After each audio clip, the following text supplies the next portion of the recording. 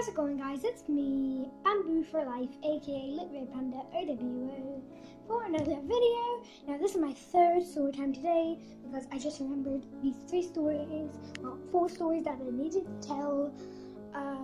In the one about me getting bit by lots of animals, I did not tell the story of how I got bit by a certain one. So, if you want to hear that, comment down below.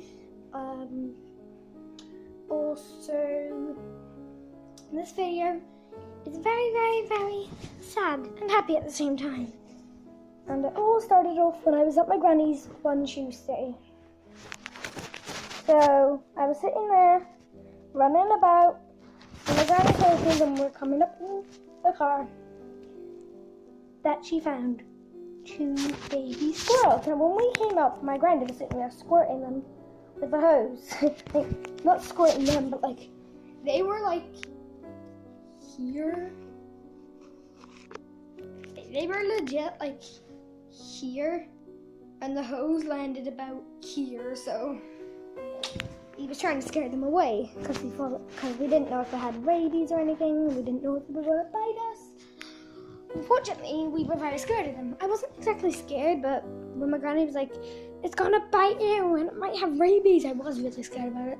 So it started chasing me.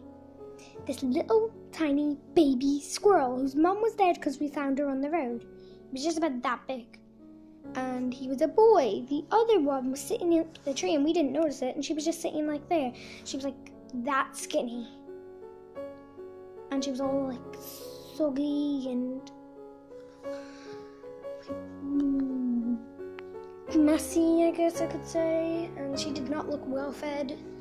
So obviously the boy one, I would say the big brother, was obviously the one who was trying to find more stuff for them. Now, knowing little old me, I had to name them, which was probably a bad idea because I got too attached to them. So I named the little squirrel Birch, the boy, and when we saw the little girl one, Oak, yeah, that's what I named her because she looked like an oak tree and the boy looked like a birch tree. Also, I got them in a cat carrier.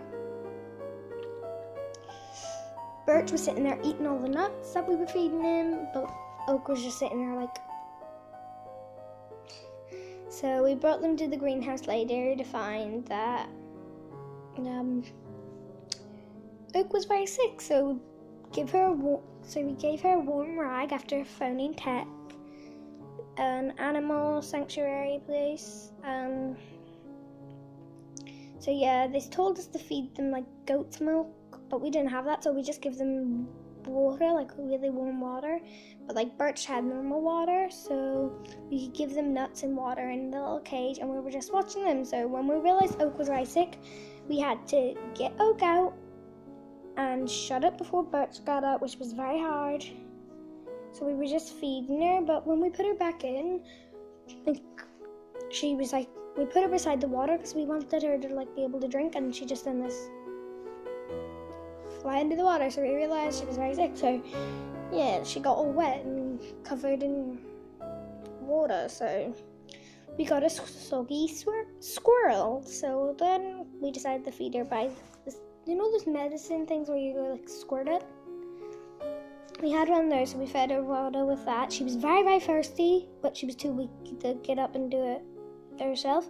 So then we decided, oh my gosh, she's gonna die. So we had a hope in her, and we laid her on a warm cloth. Now, knowing Birch being the crazy brother, she was like lying down, half dead, and this is what he was doing on her face. What's up with that squirrel? Anyways,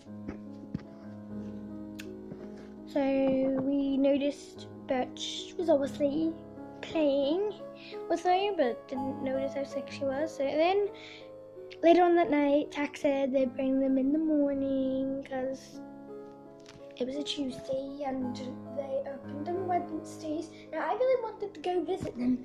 So it was late night, so we put them in this like cat carrier, but we moved it into the shed because we had to make sure our cat didn't eat them because the cat ate another sister, we thought, because she was covered in like squirrel fur and looked like, and we found another little baby squirrel, as I'm going to name Violet, all like messed up and eaten. So obviously Spot Sally was like this. Yeah, so we sent them in there and we all thought they were going to be fine. So every hour my granny would come in and check on them and feed Oak, make sure Birch wasn't like messing around and hurting her.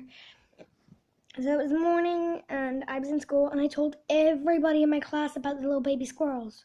And they were all like, oh my gosh. So we were all happy about the baby squirrels. And I was like, I drew a picture of them. And I was basically the squirrel lady for about a week. Very famous for only 1 week. Gosh, I wish I was famous for longer. Anyways, so then it went downhill.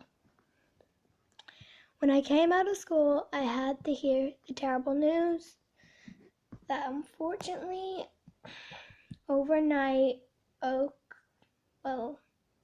died. She didn't make it out to this attack, but Birch did. Now, I've been attacked before this happened, and I donated cat food, like cat treats, for the foxes and otters to eat, and I had like a weasel running on my hand. I was literally like this, and there was a weasel. Oh, hello. Well, there, my mom interrupted the video. Oh. Anyways, so Birch has been sent out to the wild now. He's all happy. I'm very sad about Oak though, but we also remember her and we also love her in our hearts. And may her spirit stay with us. At least she's in a happier place because she was ill. And I'm glad that she died then because I didn't want her to feel the pain. So now she's up. I don't know. Now she's dead.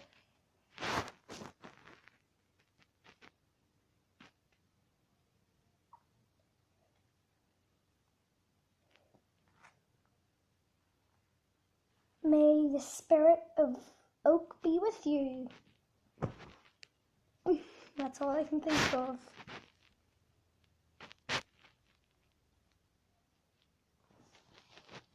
Bye.